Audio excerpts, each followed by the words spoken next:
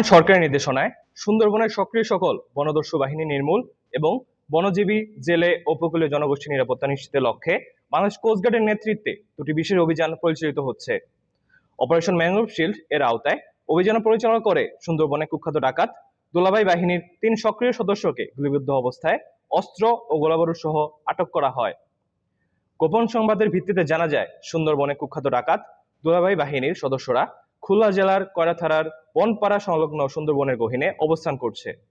এর প্রেক্ষিতে গত ২৫ জুন ২০২৬ বিকাল ৫টা হতে টানা ২ দিনব্যাপী Bangladesh coast guard base Mongla, station Koyra এবং স্টেশন নলিয়ান কর্তৃক উক্ত এলাকায় বিশেষ অভিযান পরিচালনা করা হয়।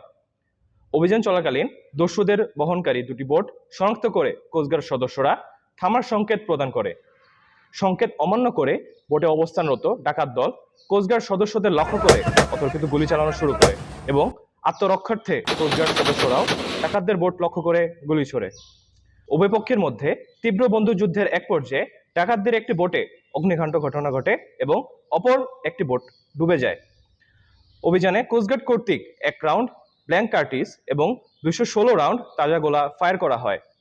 বন্দুকযুদ্ধ শেষে ঘটনাস্থল তল্লাশি করে গুলিবিদ্ধ অবস্থায় সুন্দরবনের কুখ্যাত ডাকাত দুলাভাই বাহিনীর প্রধান রবিউল ইসলাম এবং ডাকাত শওকত সর্দারকে আটক করা হয়। তাদের দ্রুত কয়রা উপজেলা স্বাস্থ্য কমপ্লেক্সে নেওয়া হলে কর্তব্যরত চিকিৎসক শওকত সর্দারকে মৃত ঘোষণা করেন। প্রাথমিক চিকিৎসা শেষে বাহিনী প্রধান রবিউল ইসলামকে উন্নত চিকিৎসার জন্য খুলনা মেডিকেল কলেজ হাসপাতালে প্রেরণ করা হয়। এদিকে অভিযানের সময় পালিয়ে যাওয়া ডাকাতদের ধরতে বাংলাদেশ কোস্টগার্ড এবং বাংলাদেশ পুলিশের সমন্বয়ে অভিযান অব্যাহত রাখা হয়। এরই অংশ হিসেবে মঠবাড়িয়া পুলিশ ফাঁড়ির সামনের এলাকায় স্থানীয় জনগণের সহায়তায় পরিচালিত যৌথ অভিযানে ডাকাত ইসরাফিল হাওলাদারকে হাতের আঙুলে গুলিবিদ্ধ অবস্থায় আটক করা হয়। পরবর্তীতে তাকে চিকিৎসার জন্য কয়রা উপজেলা স্বাস্থ্য কমপ্লেক্সে ভর্তি করা হয়।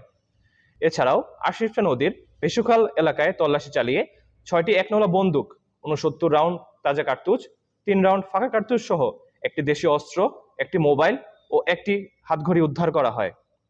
আটককৃত ডাকাত রবিউল ইসলাম ও নিহত ডাকাত শওকত সর্দার খুলনা জেলার কয়রা থানার এবং ইসরাফিল হাওলাদার সাতক্ষীরা জেলার আশাশুনি থানার বাসিন্দা। আটককৃত ডাকাত ও উদ্ধারকৃত অস্ত্র গোলাবারুদের পরবর্তী আইনানুগ ব্যবস্থা গ্রহণ এবং নিহত ডাকাতের মরদেহ ময়নাতদন্তের জন্য কয়রা থানায় হস্তান্তর করা হয়। সুন্দরবনকে সম্পূর্ণরূপে দস্যুমুক্ত করতে ডাকাত ও তাদের সহায়তাকারীদের বিরুদ্ধে কোস্টগার্ড ভবিষ্যতেও এ ধরনের অভিযান অব্যাহত রাখবে।